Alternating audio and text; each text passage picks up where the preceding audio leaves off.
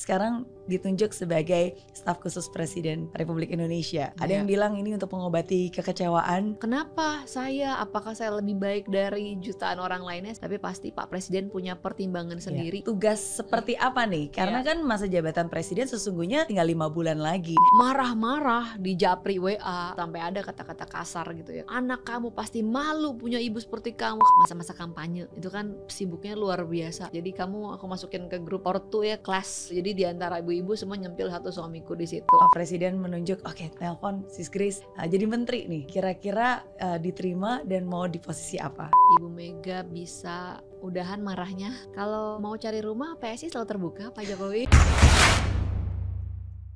Senang banget teman ngobrol saya hari ini adalah wanita yang luar biasa, mantan Ketua Umum PSI yang sekarang menjadi Wakil Ketua Dewan Pembina PSI, tapi yang baru-baru ini juga sebagai staf khusus Presiden Republik Indonesia. Siapa lagi kalau bukan Grace Natali. Halo, akhirnya kesini lagi setelah beberapa tahun ya terakhir. Yes, setelah beberapa bulan purnama. Iya, banyak purnama. Banyak purnama. Thank you loh, thank you sudah meluangkan waktu di tengah kesibukan apalagi dengan penugasan yang baru. Sama-sama. Untuk hadir di sini dan juga ngobrol.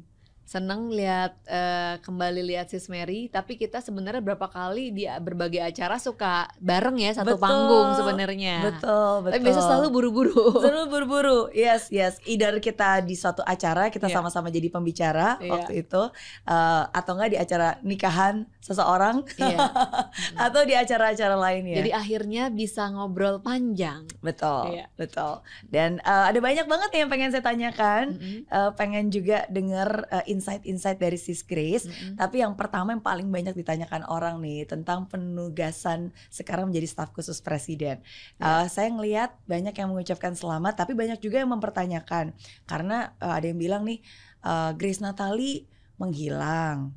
Terus udah gitu PSI kecewa berat karena sebelumnya udah all out tapi malah out all. Artinya malah nggak ada yang masuk gitu, semuanya keluar, dalam arti nggak bisa masuk Senayan gitu kan. Terus tapi ternyata sekarang ditunjuk sebagai staf khusus Presiden Republik Indonesia. Ada yang bilang ini untuk mengobati kekecewaan. Apakah benar atau gimana nih? Ceritain dulu dong Sis Grace.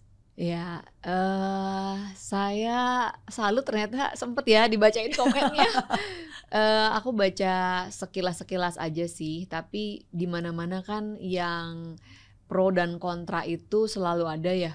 Saya cuma ngelihatnya kalau lihat Pak Jokowi yang udah kerja luar biasa aja, masih ada aja orang yang memfitnah, yang ngata-ngatain beliau dengan sangat tega menurut saya sih, yang bahkan sampai ke anak cucu yang nggak ngerti apa-apa aja juga dijelekin dengan sangat tega gitu ya. Jadi ya apalagi kita ya yang bukan siapa-siapa ini. Jadi kalau saya sih nggak masalah sih dengan apapun komen, ya haknya mereka. Kita kan makanya itu indahnya demokrasi, dan demokrasi pasti bising, jadi diterima aja. Nah, buat kami di PSI ya memang belum sampai di Senayan kali ini, tapi terima kasih kepada semua orang yang telah menitipkan suaranya di pemilu yang lalu. Kabar baiknya PSI suaranya naik, artinya ada pertambahan, ada perbaikan gitu kan. Saya pikir kalau suaranya turun itu berarti kita betul-betul harus khawatir gitu. Tapi kalau naik berarti kita on the right track. Mungkin next election akan betul-betul bisa ada di Senayan mewakili aspirasinya Bro dan Sis, teman-teman Bapak Ibu semuanya. Nah, terkait dengan penunjukan staf khusus ini kan prerogatifnya presiden ya. Kalau kita lihat di peraturan presiden nomor 38 atau 39 tahun 2018, itu di situ dikatakan bahwa presiden dalam pekerjaannya bisa dibantu oleh staf khusus untuk tugas tertentu, yang berarti bisa apa saja tugasnya yang belum dalam lingkupnya kementerian atau instansi yang sudah ada, begitu. Jadi kalau ditanya kenapa saya, apakah saya lebih baik dari jutaan orang lainnya, saya juga nggak berani bilang seperti itu, Sis Mary. Tapi pasti Pak Presiden punya pertimbangan sendiri sehingga beliau mempercayakan kepada saya. Kalau saya tentu merasa terhormat sekali karena saya emang udah seneng banget dengan Pak Jokowi dari dulu, dan alasan saya akhirnya terjun meninggalkan kerjaan saya yang sebelumnya, nyemplung padahal nggak bisa berenang gitu ya ke politik, ke sektor publik ya karena idola saya Pak Jokowi gitu. Jadi kalau hari ini saya dikasih kesempatan untuk bisa membantu pekerjaan beliau di akhir masa jabatannya, buat saya itu sebuah kehormatan. Saya bisa belajar, saya bisa membantu dengan apa yang saya bisa, dan saya akan berusaha yang terbaik untuk menyelesaikan tugas yang dikasih ke Pak Presiden. Gitu. Oke. Nah sekarang berarti pertanyaannya tugas seperti apa nih? Karena kan masa jabatan presiden sesungguhnya tinggal menghitung hari nih. Betul. Ya kan, menghitung bulan lah. Kira-kira tinggal 5 bulan lagi. Apakah ada tugas khusus yang harus diselesaikan atau apa yang Pak Jokowi inginkan untuk bisa segera dieksekusi dalam waktu 5 bulan ini? Iya. Tugasnya antara lain, saya nggak bisa spill semuanya, tapi antara lain terkait dengan transisi dan keberlanjutan program, gitu. Jadi saya nggak bisa detilkan, tapi terkait dengan itu, dan memang kan sekarang lagi proses transisi ya, begitu. Dan semangatnya Pak Jokowi juga dengan Pak Prabowo, presiden terpilih, adalah melanjutkan keberlanjutan. Dan saya lihat kita udah bisa mulai mengidentifikasi memang ada respon positif dari market, gitu kan. Orang yang mau investasi tadinya nunggu dulu kan, nunggu dulu nih pilpres hasilnya apa, karena kalau tidak ada komitmen keberlanjutan berarti mungkin harus nunggu lebih lama lagi. Kita nggak akan melihat ada dinamika yang cukup baik di dalam ekonomi, karena semua orang mau tunggu nanti regulasinya berubah nggak, arah investasinya berubah nggak. Jangan sampai udah bikin pabrik toto habis itu salah berubah gitu kan, investasinya udah terlanjur besar tuh. Jadi ada respon yang positif sekali. Jadi dalam waktu dekat kemungkinan kita akan melihat booming investasi masuk ke Indonesia. Amin. Nah, untuk memastikan itu smooth, ini sedang ada upaya niatan baik dari kedua belah pihak, baik Pak Jokowi dan Pak Prabowo, untuk memastikan proses transisi itu smooth, gitu. Jadi saya pikir ini proses transisi yang keren banget, yang tidak dilakukan oleh presiden-presiden sebelumnya mungkin ya. Ada komitmen dari awal untuk lanjut supaya nanti nggak ada jeda gap-gap bengong bingung dulu gitu ya, tapi bisa langsung lari. Betul-betul tongkat estafet dikasih langsung lari. Bener, supaya jangan sampai jatuh. Jatuh, bengong, mikir dulu gitu kan. Jadi yang meneruskan juga tahu dengan jelas ini langsung mau dibawa kemana nih, tinggal larinya. Jadi sekeren itu Indonesia kita 5 tahun ke depan ya, karena proses transisinya betul-betul ada niatan untuk menjamin smooth. Iya, itu saya setuju banget sih, karena ya kalau kita benar-benar sungguh-sungguh ingin mewujudkan Indonesia Emas 2045, itu kan berarti sekarang udah jalan banget nih, maksudnya udah jalan dengan kecepatan lebih cepat dari yang biasanya, udah tinggal lepas landas dikit lagi. Jadi jangan sampai hanya karena direm dikit atau mungkin karena transisinya nggak smooth, malah jadi harus ulang lagi dari awal kan, sayang. Iya, betul. Nah itu antara lain itu, dan ada lagi hal-hal lainnya yang saya keep dulu karena nanti kan kita akan mempertanggungjawabkan hasil dari pekerjaan itu kepada Pak Presiden langsung gitu. Jadi biar beliau nanti yang memutuskan apakah yang akan di-share dan sebagainya. Gitu. Yang penting 5 bulan ke depan kerja. Ya. Dan memang mungkin buat orang 5 bulan ini bisa ada yang bilang relatif pendek dan sebagainya, tapi saya pikir setiap orang punya 24 jam. Tapi mau dipakai apa 24 jam sehari itu beda-beda. Ada mungkin yang maunya santai, kaum rebahan. Gitu. Ada mungkin yang dari pagi, dari malam malah udah tahu agendanya tek udah penuh dan checklistnya banyak. Jadi 24 jam yang sama di tangan orang yang berbeda, hasilnya bisa beda. Gitu. Jadi mungkin buat yang bilang ngapain 5 bulan tuh pendek, ya mungkin kamu terbiasa nyantai. Jadi rasanya 5 bulan itu nggak banyak yang bisa dilakukan. Tapi buat orang yang well planned, yang tahu mau ngapain, masih banyak hal yang bisa kita kerjakan dalam waktu 5 bulan. Betul, gitu. Betul. Dan kalau kita berbicara tentang keberlanjutan, ya basically jangan hanya dilihat 5 bulan. Karena kan bukan berarti 5 bulan habis itu stop kan, tapi kan 5 bulan itu ya memulai sesuatu yang baru, sehingga ya itu nanti bisa dilanjutkan lagi. Gitu. Saya yakin kayak Sis Mary ini pasti juga jadwalnya dari pagi sampai malam penuh gitu kan. Mungkin beda dengan jadwal orang lain yang lebih lowong gitu kan. Jadi so much thing yang kita lihat di depan itu plakatnya tadi ada banyak banget. Aduh, saya lihat wow. thank you. Mungkin umur di luar sana ada yang sama-sama umurnya segitu, lahirnya tahun yang sama. Tapi apa yang udah di-achieve bisa jadi sangat berbeda ya. Jadi tergantung gimana kita memakai waktu yang dikasihkan. Setuju ya. Dan again salut, dan menurut saya pasti kenapa Pak Jokowi menunjuk Sis Grace juga menjadi staf khusus presiden ya, karena you can deliver the job. Dan maksudnya seperti saya bilang, maksudnya kalau dilihat dari consistently dari sejak 10 tahun, walaupun mungkin terjun ke dunia politik itu awalnya adalah nyemplung walaupun gak bisa berenang, ya kan? Tapi menurut saya itu satu hal yang dilakukan secara konsistensi. Sis Grace selalu turun ke masyarakat, selalu menyuarakan, selalu ya pokoknya saya selalu ngeliat Sis Grace tuh selalu sibuk dimanapun berada, pasti tetap berkontribusi dan tetap mikirin Indonesia. It's not easy. Not easy. Banyak juga yang kita harus korbankan ya, artinya harga yang harus dibayar, waktu sama anak, keluarga. Tapi kita juga belajar jadi lebih efisien sih dengan waktu, ya enggak? Gitu, karena mungkin nggak semua orang yang ada di rumah itu punya waktu yang banyak buat anaknya, ya kan? Asik dengan drakor mungkin atau dengan medsos, dengan agenda sosial lainnya. Jadi dan saya kalau bicara soal stress level, nggak selalu orang yang kerjaannya banyak tuh lebih stres daripada yang di rumah doang. Betul. Banyak ibu-ibu rumah tangga stres, padahal kayaknya urusannya mungkin buat kita kesannya kan urusan anak aja, rumah tangga, tapi kok stres ya. Jadi setiap orang berbeda. Kita nggak bisa bilang kalau banyak hal pasti stres banget ya. Gitu. Itulah beda cara menanganinya, beda cara managingnya. Tapi yang pasti kalau agenda banyak, kita belajar lebih efisien, betul. Dan ini kan juga teamwork, bukan hanya pekerjaan satu orang aja kan. Pekerjaan super timnya. Super tim ngejahit kerjaan-kerjaan yang sudah ada sebelum kita juga, gitu kan. Berarti dari sejak saya ketemu sama Sis Grace itu berarti sudah hampir 5 tahun ya waktu itu sampai hari ini. Apa yang berbeda dan apa yang sama dari 5 tahun perjalanan terakhir Sis Grace? Yang berbeda ya. Apa ya yang beda? Umur.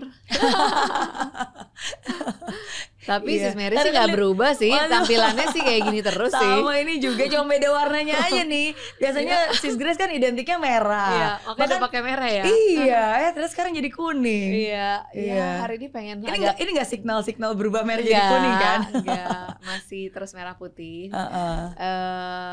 Yang berubah apa ya? Mungkin lebih matang, lebih realistis, lebih karena kan 5 tahun terakhir ini bahkan dari segi partai politiknya, apa hal yang dilakukan pun juga sangat berbeda gitu dengan sebelumnya. Bukan partai politiknya berbeda ya, tapi maksudnya ada banyak hal yang berubah lah dari yang sebelumnya gitu. Kalau dari Sis Grace sendiri?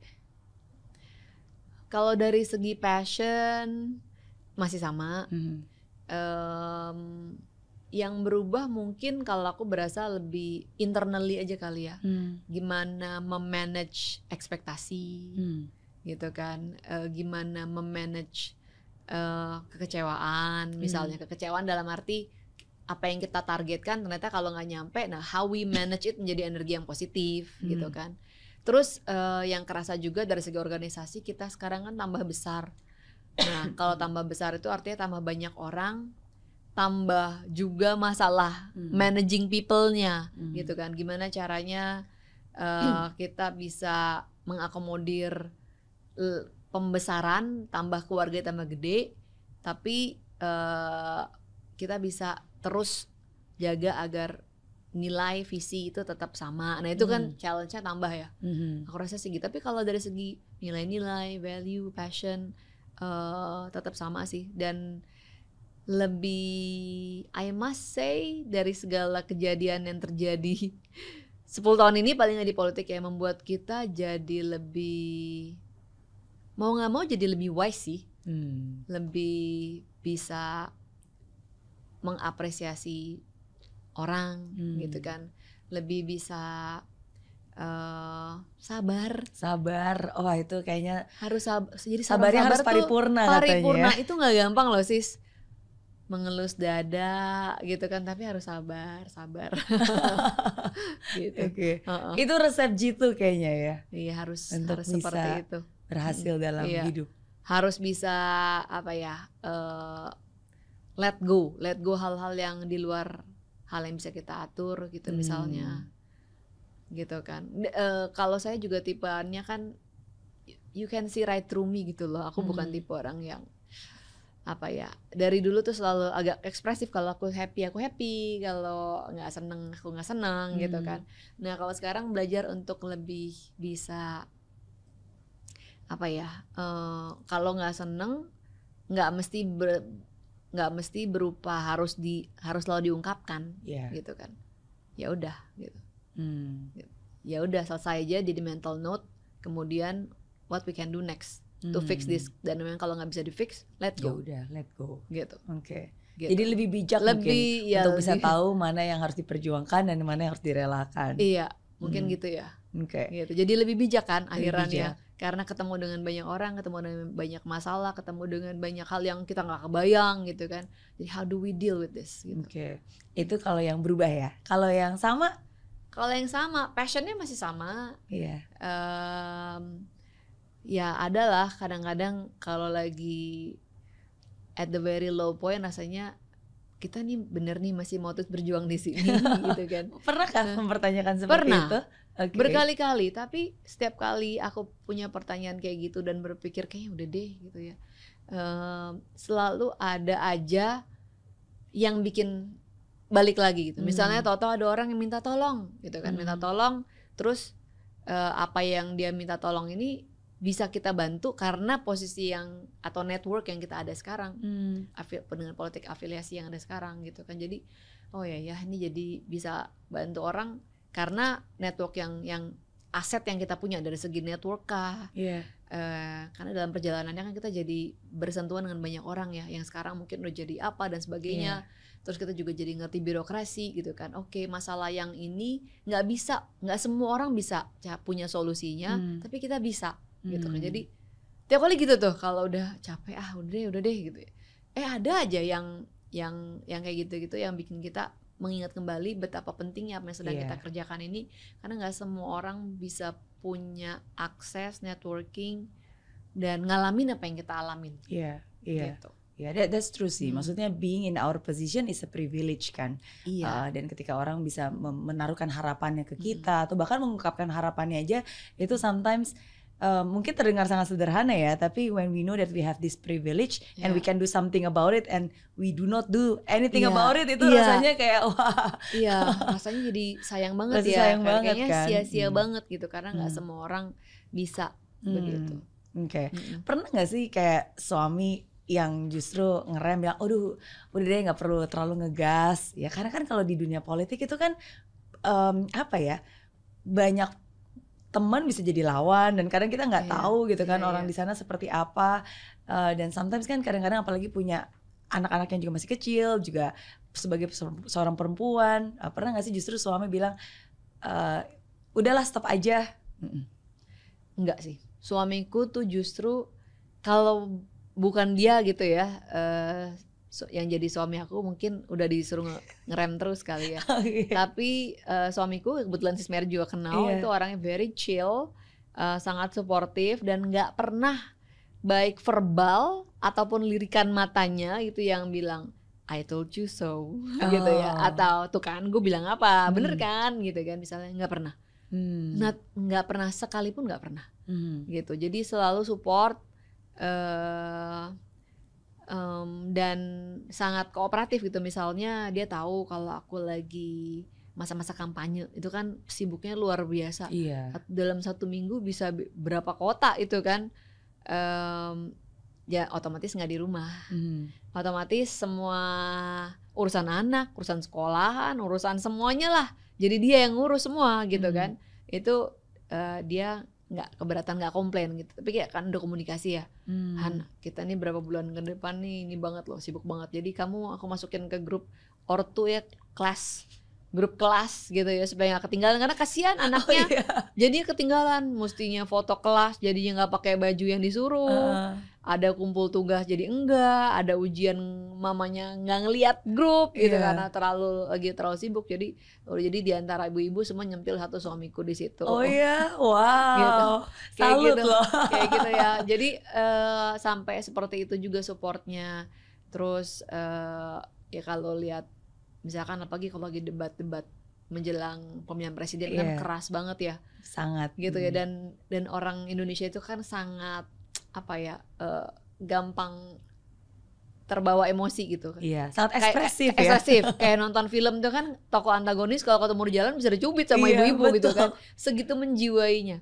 Nah, di kita kan juga gitu, kalau orang yang supportnya A gitu, sementara kita supportnya B, mereka tuh lupa bahwa nanti juga abis selesai pemilu tuh nanti bisa jalan bareng orang-orang ini. Tapi mereka menjiwai sekali kan.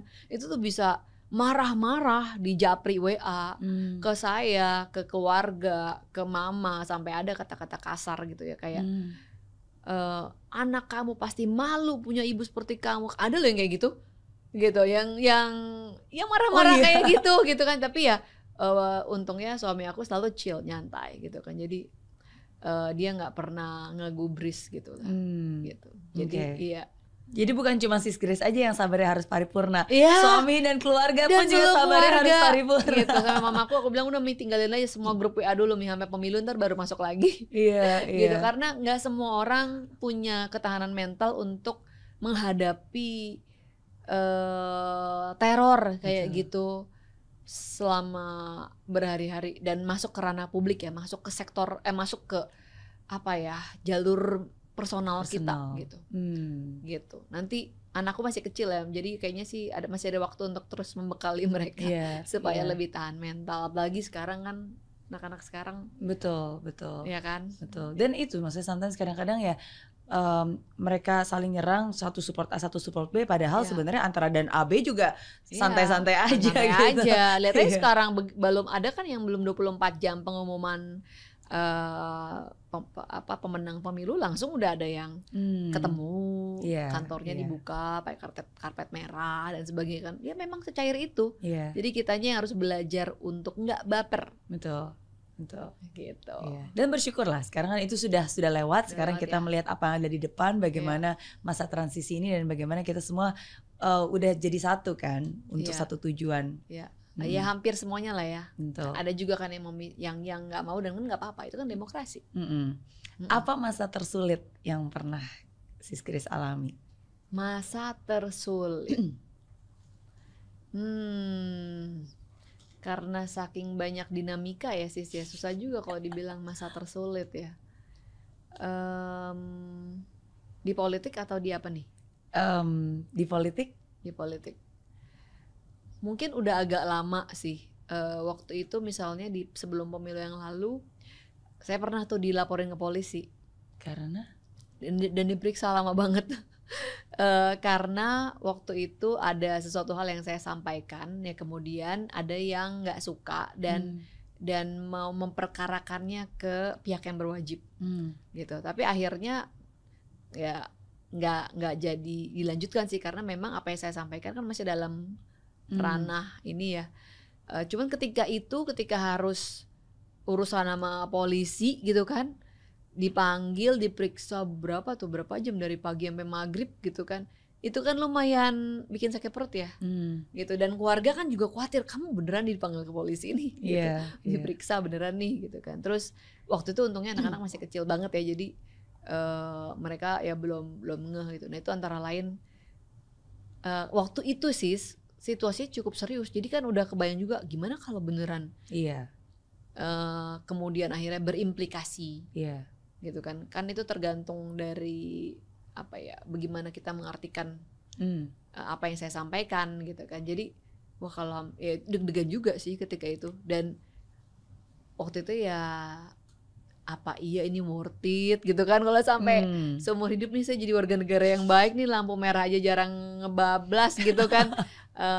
Masa iya masuk penjara gitu kan. Jadi sempat deg-degan juga, mules juga gitu kan. Tapi ya syukurlah udah berlalu, dan memang nggak ada yang salah kok dengan itu gitu. Oke. Ya tapi mungkin yang namanya tantangan itu pasti selalu ada ya, dan maksudnya resiko. Maksudnya ketika ini adalah jalan yang dipilih ya pasti sudah tahu akan ada banyak resikonya, ups and downs-nya. Iya, sama ketika misalkan pemilu kita itu kan memang dengan adanya parliamentary threshold 4% itu ya nggak gampang. Bahkan untuk menjadi peserta pemilu aja sebenarnya udah susah karena kita punya verifikasi itu yang tersulit di dunia. Gitu, nggak ada yang sesusah Indonesia. Gitu, jadi ada banyak ekspektasi orang. Nah kemudian ada orang yang nitipin aspirasi terus kemudian kita belum berhasil sekalipun mereka mungkin ada yang memaklumi, ada yang juga yang enggak dan sebagainya. Ya ada juga sih rasanya kayak gue mengecewakan orang gak ya gitu. Kan perasaan mengecewakan orang itu nggak enak ya, at least kalau buat saya sih gitu. Jadi adalah rasa-rasa kita ya down untuk beberapa saat itu ada gitu, karena nggak enak aja perasaannya mengecewakan orang yang sudah menitipkan harapannya. Apalagi termasuk suara terbanyak loh di wilayah gitu.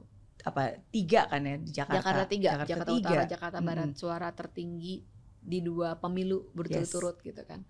Jadi saya pun di pemilu yang kemarin baru lewat nih juga deg-degan gitu, maksudnya ini orang-orang pada kapok nggak ya nitipin aspirasi gitu kan?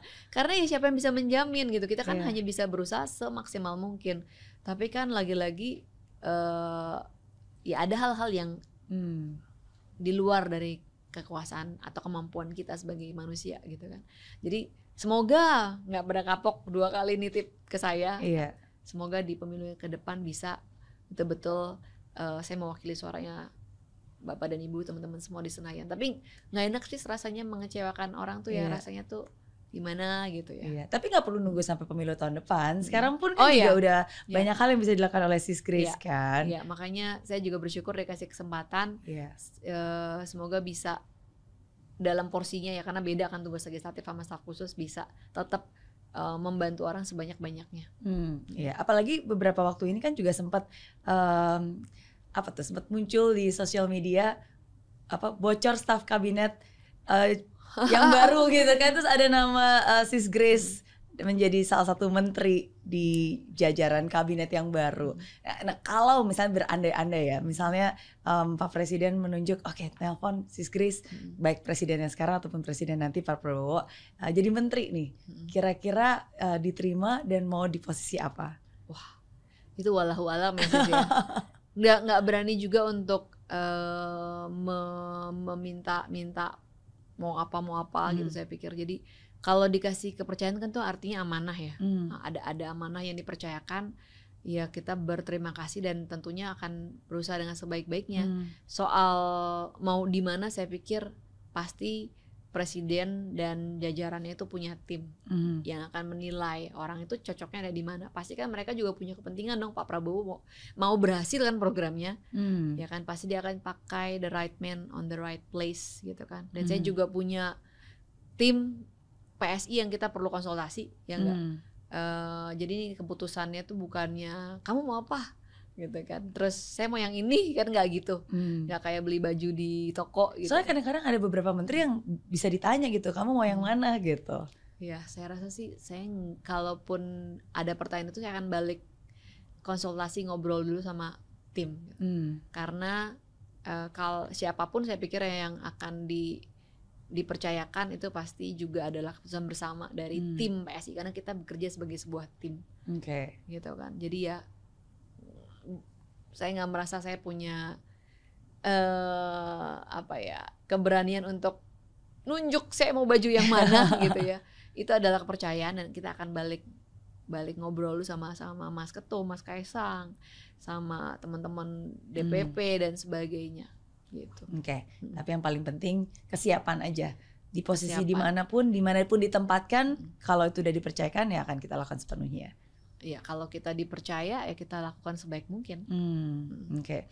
Satu hal yang saya notice dari Sis Chris itu, saya yakin banyak banget pertolongan Tuhan di dalam hidup Sis Chris yang banyak sekali membuat Sis Chris, bukan cuma Sis Chris aja ya, tapi Sis Chris, suami, Kevin dan anak-anak semua bisa berada di posisi sekarang gitu. Karena ya kalau bukan karena pertolongan Tuhan, nggak mungkin lah sekarang bisa melakukan banyak hal sampai seperti ini. Dari begitu banyak mukjizat yang mungkin keajaiban yang pernah terjadi, apa yang paling berkesan dan paling diingat pertolongan Tuhan yang luar biasa dalam hidupnya Sis Chris? Sebenarnya ada yang sekarang ini tapi very personal, jadi saya mungkin belum bisa share sekarang.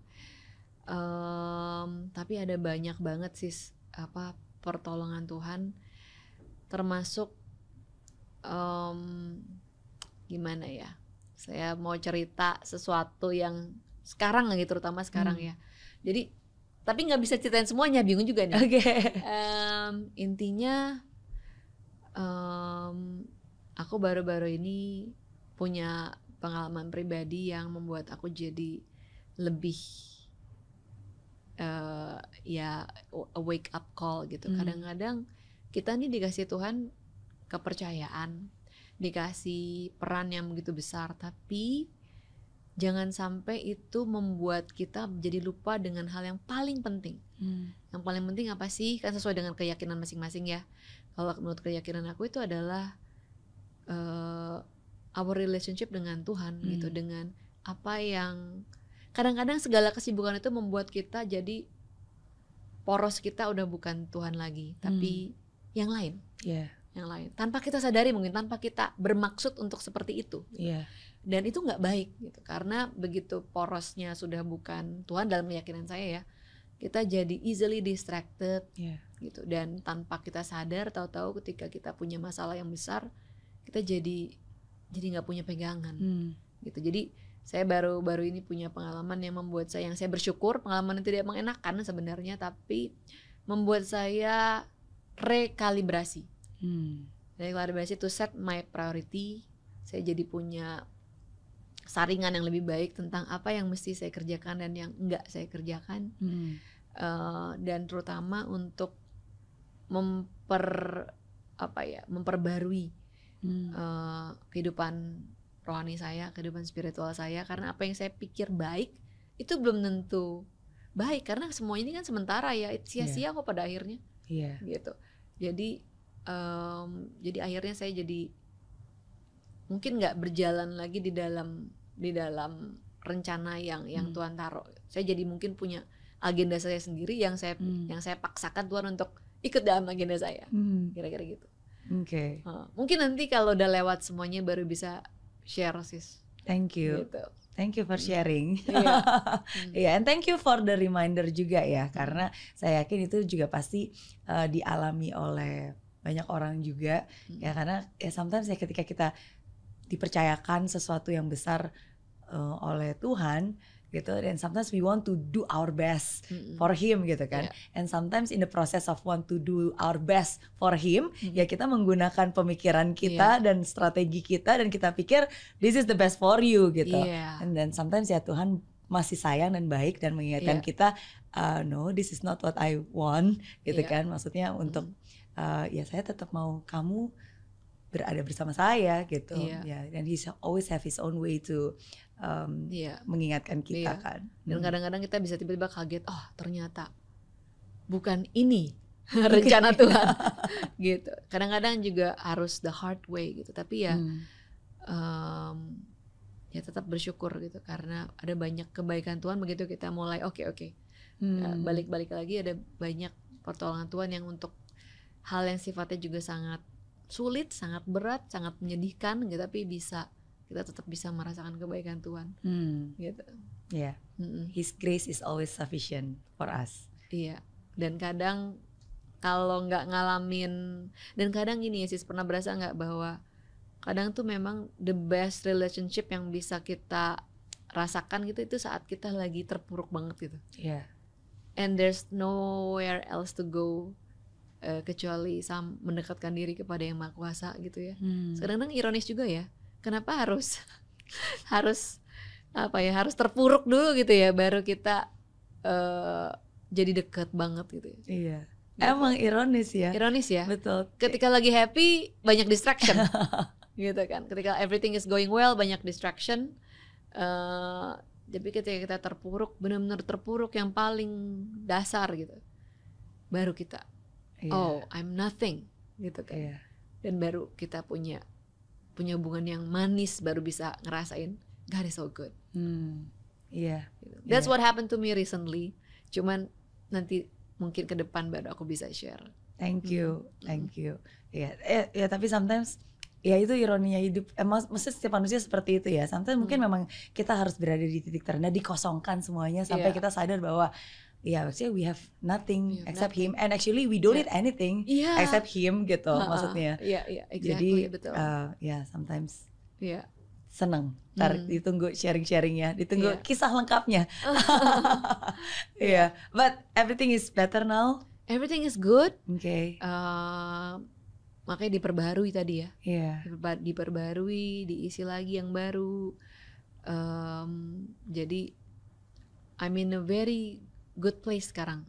Jadi sangat punya damai sejahtera gitu kan. Kayaknya whatever, nggak ada masalah yang dia punya perspektif yang dibarukan perspektifnya, and nggak ada sebesar apapun punya masalah, aku punya Tuhan yang lebih besar lagi. Gitu.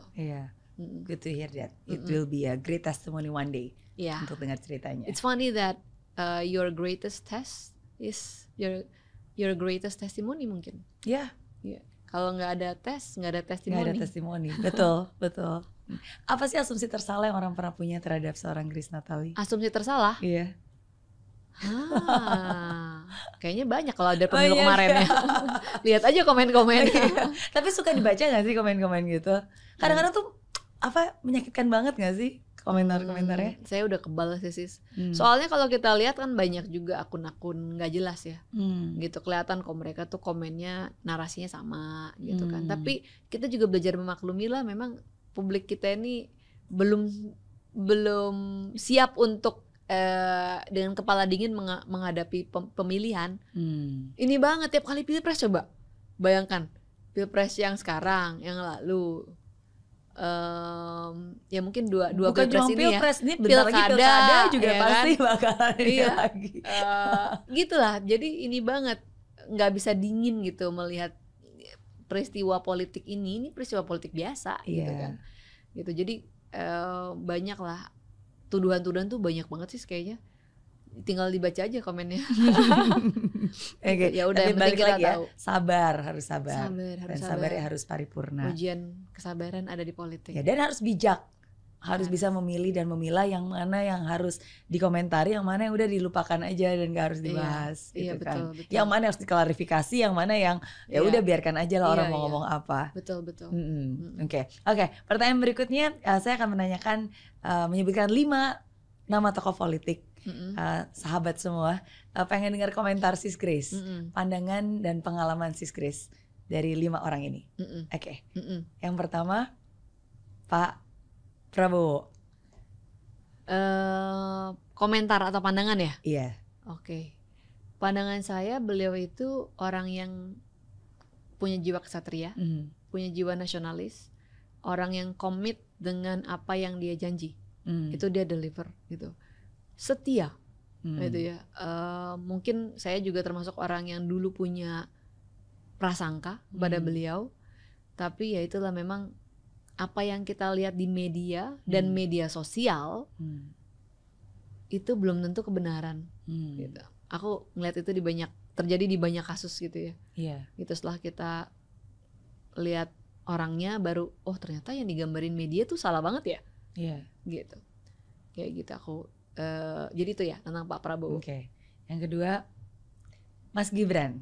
Mas Gibran itu suka nyeleneh, tapi dia bisa kerja, dan banyak terobosan yang dia buat sebenarnya cuma orang mungkin nggak tahu ya. Mas Gibran tuh punya buku, tapi bukunya kurang beredar, sayang deh. Oh, dia nulis buku sendiri? Iya, tentang kerjaan dia di Solo. Banyak banget yang keren-keren yang kita begitu baca buku baru, oh pantesan dia bisa slay di debat. Karena semua itu dia kerjain gitu kan. Jadi yang nuduh dia dulu di feeding ya nggak tahu aja gitu kan. Terus bisa very unpredictable gitu ya Mas Gibran. Udah gitu aja. Se-unpredictable sampai memajang foto profile pic-nya di kantor pusat. Kita sekarang punya, kan Mas Gibran bilang tolong dipajang gitu kan. Udah kita pajang gede banget. Masih ya sampai sekarang? Masih. Aduh lucu banget ya. Mungkin sekali-kali kalau Sis Mary datang boleh foto dengan foto Mas Gibran yang super gede dengan profilnya yang terbaru ini. Boleh. Ntar kapan-kapan mampir lagi ke kantor PSI ya. Itu jadi landmark kita mungkin. Jadi landmark. Beneran tetap pasti dipajang gitu ya. Aduh, luar biasa. Emang unpredictable. Yang ketiga, Mas Kaisang. Mas Kaisang tuh lucu. Dan pintar. Mas Gibran juga sih. Cuma beda personality ya. Terus dia itu untuk ukuran umurnya sangat dewasa. Dan sebenarnya sangat lembut hatinya. Kenapa pakai kata sebenarnya ya? Mungkin nggak kelihatan karena kan kayaknya lucu gitu kan. Contohnya apa yang membuat Sis Grace menggunakan kata lembut hatinya? Ya karena dia tuh diam-diam sangat memperhatikan orang. Dan hal-hal kecil yang bisa bikin kita baik banget atau so sweet banget Mas Ketum gitu kan. Ternyata yang kita nggak ternyata tuh dia tuh memperhatikan ya gitu. He care about people ya. Iya. Yang keempat Pak Jokowi. Pak Jokowi adalah itu idola saya. Beliau orangnya sangat sabar paripurna. Terus gila kerja ya kayaknya Pak Jokowi ini. Di malam tahun baru aja dia kerja loh. Gitu. Terus saya pernah nanya kayak Mas Gibran juga itu hampir nggak punya liburan keluarga gitu kan. Karena sibuk semua kali satu keluarga tuh ya, bener-bener kerja. Coba aja lihat malam tahun baru, kalau kita lagi happy Pak Jokowi keliling gitu kan. Dan banyak cerita teman-teman tuh kalau ngikut beliau tuh kadang-kadang kita sendiri mesti bisa jaga badan karena beliau nggak ada capeknya. Sampai makan suka lupa gitu kan. Yang ngikut ya nggak kuat gitu kan. Yang mesti nggak kuat nggak kuat ngikutin pace-nya dia ya. Pace-nya beliau gitu kan. Jadi beliau orang baik dan saya merasa kita bersyukur banget ya. Orang lain boleh punya pendapat berbeda ya. Tapi bersyukur banget punya presiden 10 tahun ini. Orangnya seperti Pak Jokowi yang betul-betul selfless gitu ya. Yang saya tahu sih beliau habis masa jabatan itu kan presiden biasanya mungkin pundi-pundinya bertambah dengan banyak gitu ya. Ya beliau tuh ya masih begitu aja gaya hidupnya. Dari dulu saya kenal beliau ketika saya jadi wartawan, beliau masih wali kota sampai sekarang gitu. Tetap sederhana gitu. Tetap sederhana. Iya. Yang terakhir Ibu Megawati. Wow, Ibu Mega perempuan kuat. Yang saya hormati juga, beliau punya jasa yang besar untuk Indonesia. Semoga ke depan Ibu Mega bisa udahan marahnya. Dan ya kan wajar ya, orang kan namanya punya perasaan kan, pasti ada lah. Kita nggak bisa menempatkan diri dalam posisi beliau karena pasti kan yang ngalamin semua beliau, ya kan. Tapi semoga ke depan bisa bareng-bareng lagi karena kita punya kerinduan semua presiden kita tuh semua punya prestasi. Semoga dengan prestasi dan keunggulan masing-masing bisa bergandengan tangan untuk nganterin Indonesia ke Indonesia emas. Gitu. Karena dia ini satu-satunya presiden perempuan loh. Betul. Itu kemarin anakku yang nomor 1 tiba-tiba bisa ngomong begini, Mama, Indonesia sama Amerika kayaknya kan lebih keren gitu ya, dalam artian udah banyak kemajuan mereka dibanding kita. Tapi mereka presidennya kan nggak ada yang female kan Mama. Indonesia punya. Aku aja menanya, kamu dengar dari mana seperti itu? Maksudnya kok tahu-tahuan gitu kan. Nah, jadi anakku aja tahu gitu. Kalau kita punya presiden perempuan dan itu Ibu Mega. Jadi whatever happen, semoga nanti kita bisa ngelihat semua mantan presiden kita tuh bergandengan tangan nganterin Indonesia emas. Dan pasti keren banget lah kita bisa lebih cepat lagi mungkin nyampe ke sana karena Ibu Mega dan partainya adalah partai besar, partai nasionalis, banyak orang-orang yang baik di situ. Iya. Gitu. Amin. Pastilah, karena kan again ini bukan pekerjaan satu orang saja, ini pekerjaan semua stakeholder gitu. Oke. Gitu. Lama mengikuti Pak Jokowi, kalau misalnya kita ngelihat presidensial yang belakangan ini yang misalnya udah selesai gitu kan, kayak misalnya masing-masing mereka punya partainya sendiri, kayak Pak SBY akhirnya setelah masa jabatannya selesai jadi ketua umum Demokrat, sekarang jadi Dewan Pembina. Terus kalau sebelum Pak Jokowi, Pak SBY, sebelum Pak SBY berarti Bu Megawati kan setelah udah selesai masa jabatan di PDIP. Ya, nah sedangkan kalau Pak Jokowi kan nggak pernah diusung partai dan tidak masuk ke partai manapun. Kalau menurut Sis Grace, kira-kira apa nih yang paling tepat setelah Pak Jokowi menyelesaikan masa jabatannya? Kemarin nih ngobrol sama Pak Jokowi, dia beliau belum ada keputusan gitu ya. Tapi kayaknya Pak Jokowi kan masih energinya masih banyak ya. Ya semoga bisa tetap berkontribusi ya. Kalau mau cari rumah PSI selalu terbuka Pak Jokowi. Isinya semuanya anak-anak yang terinspirasi sama Pak Jokowi semua. Jokowisme kan masih tetap Jokowisme gitu kan. Kalau ke kantor PSI semuanya mukanya Pak Jokowi di sana. Ya kalau cocok ya Pak, silakan lo monggo Pak. Oke. Iya. Why not ya kan? Iya, why not? Gitu. Why not? Iya. Akan ada kemungkinan? Nggak tahu. Kan terserah Pak Jokowi ya. Cuman kalau kami tentu seneng banget karena banyak banget anak, kalau ditanya gitu, anak-anak yang jadi anggota dewan aja. Kebanyakan itu semuanya pendatang baru. Yang tadinya tuh tadinya lawyer, tadinya arsitek, tapi terjun ke politik karena lihat Pak Jokowi. Iya. Gitu. Betul. Dan bukan hanya anak-anak yang terinspirasi oleh Pak Jokowi, anak kandungnya sendiri pun juga ada di PSI kan. Nah, gitu. Jadi ya kalau Pak Jokowi berada di PSI tentu jadi tambahan semangat, menjadi tentu akan jadi kebanggaan juga buat kita. Tapi kan terserah Pak Jokowi ya. Saya pikir Pak Jokowi mungkin posisinya lebih daripada partai-partai kali ya. Karena kan hubungannya juga baik sama semua partai. Dan kalau beliau bisa berkontribusi, mungkin kan ada keberlanjutan supaya apa yang udah Pak Jokowi kerjakan itu juga bisa tetap berlanjut. Dan kalau saya dengar beberapa kali Pak Prabowo buat pernyataan juga bagus sekali, bahwa komunikasi mereka jalan dengan sangat baik dan bahkan banyak input-input yang sekarang sedang udah dijalani sama Pak Prabowo juga. Dan saya salut, makanya Pak Prabowo tuh orang yang nggak malu ya untuk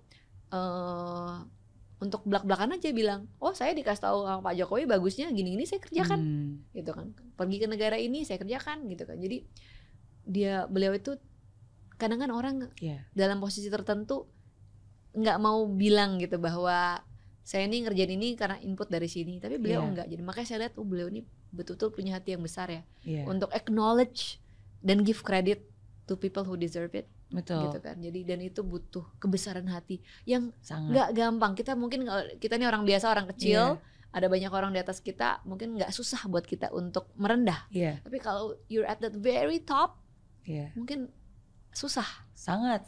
Dan nggak banyak orang punya kebesaran seperti itu. Untuk acknowledging other people, gitu kan. Apalagi posisi beliau kan udah sangat senior sesungguhnya. Yang duluan masuk ke dunia politik pun juga beliau, ya kan. Yang dari segi usia pun juga lebih senior, gitu. Jadi kalau ngelihat dua ini punya hubungan baik, saya sih optimis banget ya kita akan punya transisi yang smooth, dan semoga Pak Jokowi ya kan prerogatifnya Pak Prabowo. Tapi kalau entah bagaimana positioning yang enak agar ini saya nggak bicara sebagai mewakili Pak Jokowi ya, cuma harapan personal aja. Kayaknya kalau dua ini bisa tetap duet, mungkin bagus deh. Jadi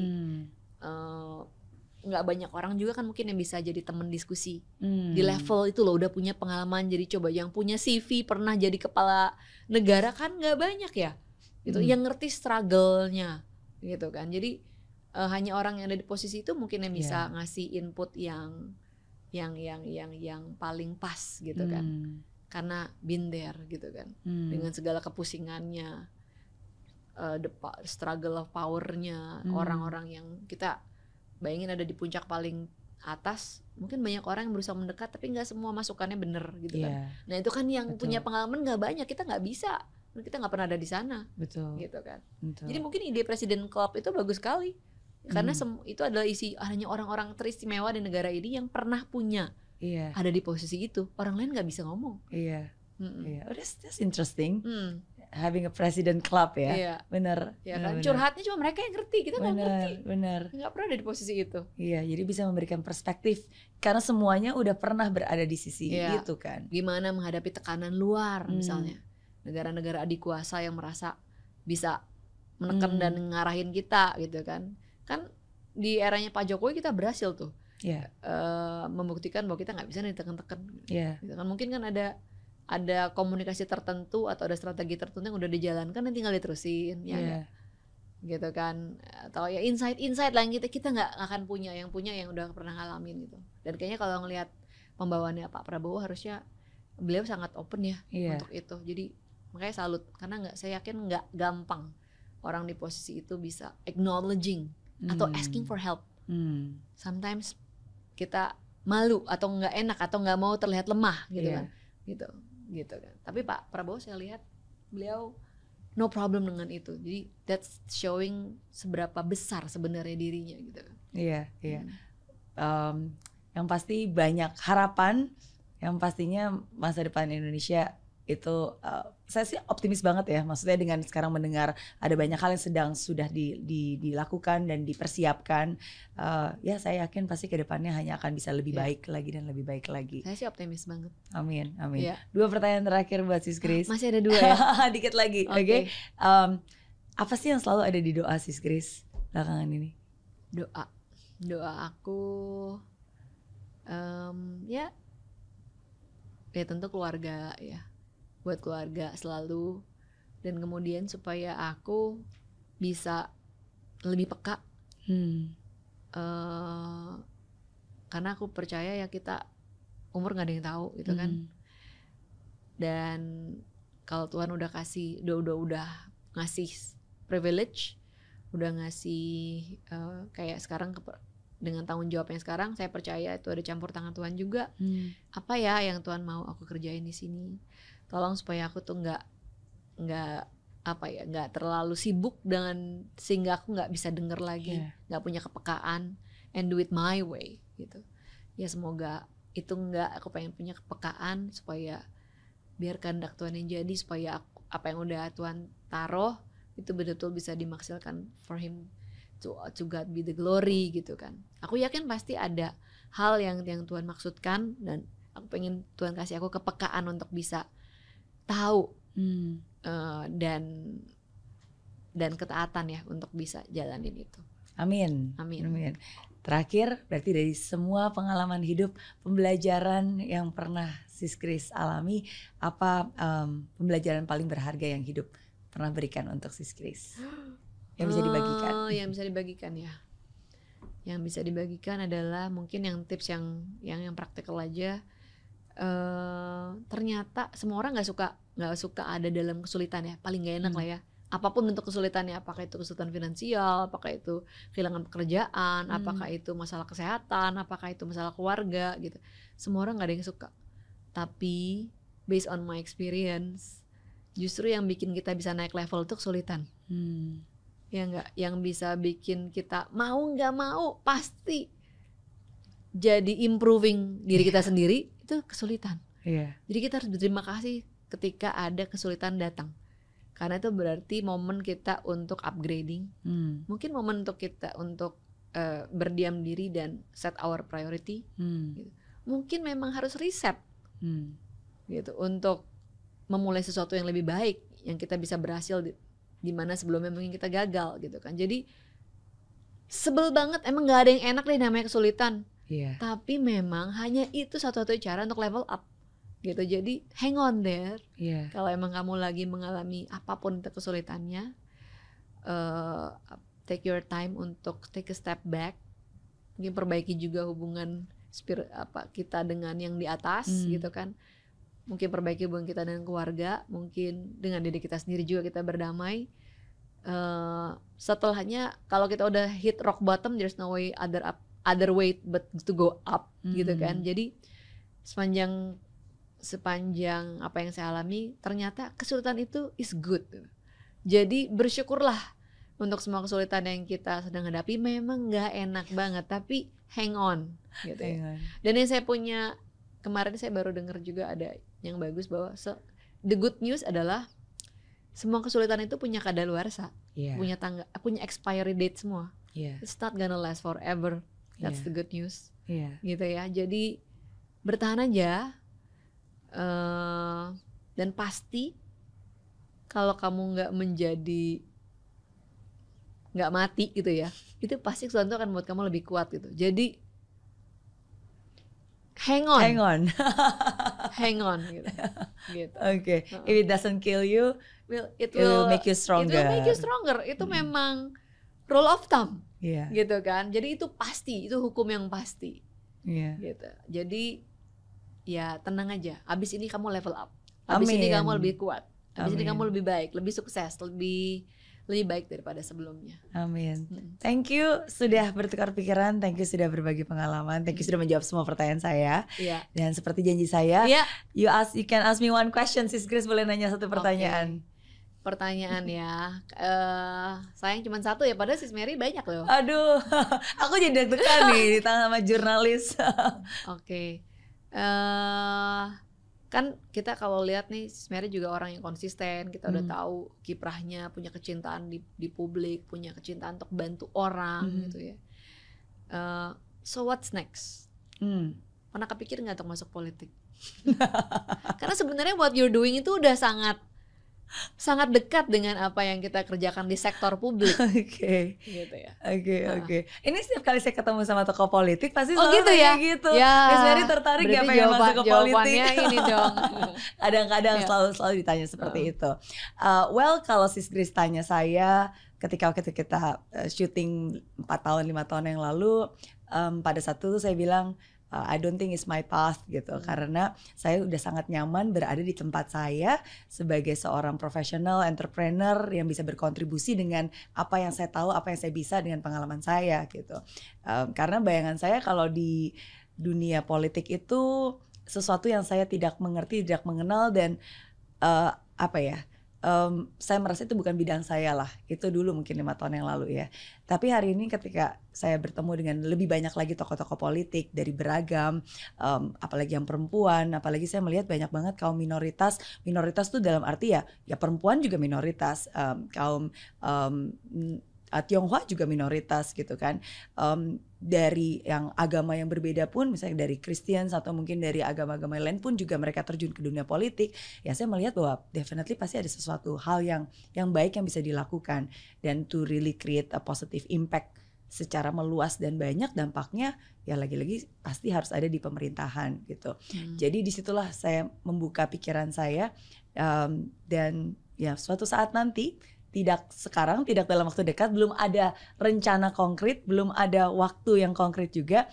Tapi I think I can definitely contribute something tangible and real to the government. Dimanapun saya ditempatkan, saya yakin itu adalah tempat di mana ya, at least saya harus bisa berkontribusi dengan bakat, minat, dan sesuatu yang bisa jadi manfaat gitu. So, ini jawabannya udah politis nih. Oh gitu. Oh gitu ya. Semoga menjawab pertanyaan ya. Iya. Jadi I'm open tapi belum ada exactly mau ngapain. Good. Kapan. Karena apa yang Krisis kerjakan sebenarnya udah arahnya ke sektor publik juga sih. Ya. Kita punya istilah kalau di PSI, ibadah politik. Oh, ibadah politik. Apa tuh ibadah politik?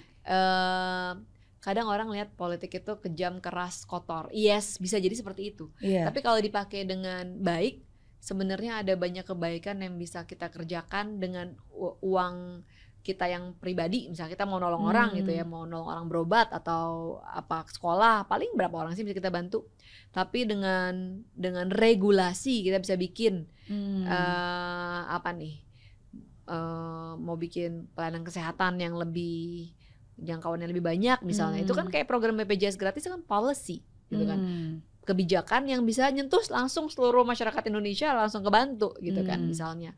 Jadi itu ibadah politik itu juga nilainya sangat-sangat besar yang hanya bisa dilakukan dengan kita bikin kebijakan yang baik, jadi bisa bantu orang lebih banyak. Kayak Sis Mary mungkin akademinya udah banyak orang yang terbantu, tapi bayangkan kalau itu benar-benar masuk dalam kurikulum. Kayak misalnya anak-anak sekarang butuh kurikulum yang lebih relevan misalnya. Kenapa nggak ada kurikulum entrepreneur? Mungkin kalau sekolah swasta ada, sekolah negeri belum ada. Padahal itu kan life skill, gitu kan. Gimana how to manage your money, gitu kan. Karena banyak orang kita lihat kalau abis Lebaran bisa 0 loh.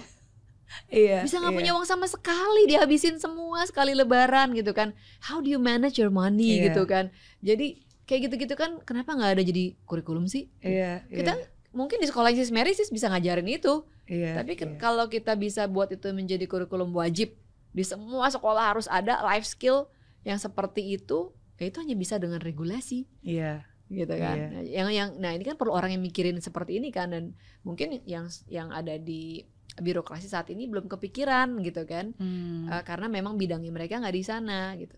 Ya, jadi itu ibadah politik namanya. Itu kita bisa politik, menolong orang lebih banyak lagi, karena yang bisa mempengaruhi hidup orang itu hanya regulasi namanya. Produk undang-undang kah, produk apa nih, produk politik lah itu jadinya, yang bisa langsung begitu disahkan berlaku ke seluruh sekolah gitu misalnya. Gitu.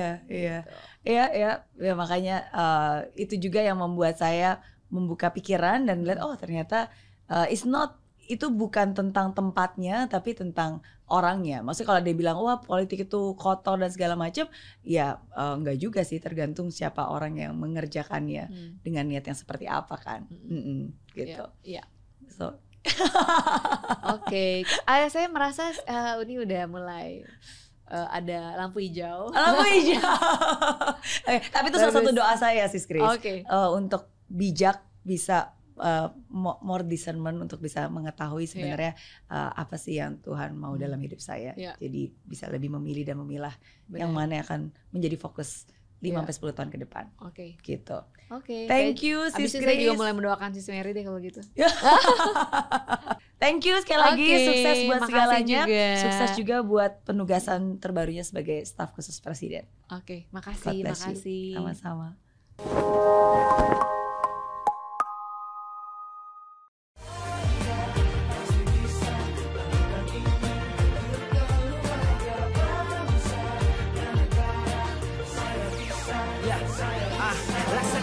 Tanpa hujan, hidup tanpa tujuan, kering dan mati tanpa hijaunya tumbuhan. Demikian kalau mimpi tak kunjung terjadi.